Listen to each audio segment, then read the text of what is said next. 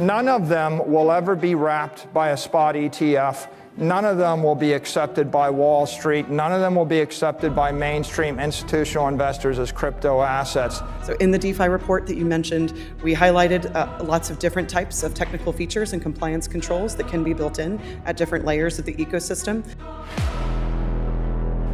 This is the one universal, consensus accepted institutional grade crypto asset in the world.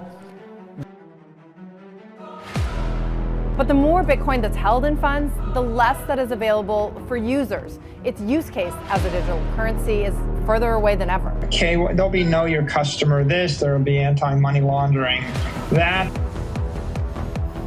A good place to start might be something like sanctions. OFAC has already stated in their compliance guidance that miners may already have sanction screening obligations.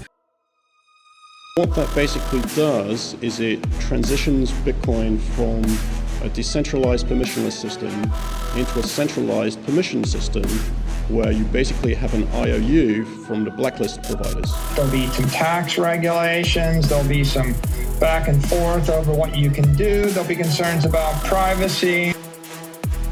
Put another way, Wall Street did what Wall Street does best. It took a risky asset and made a market. It subsumed Bitcoin into the system. Fungibility in Bitcoin is actually worse than PayPal.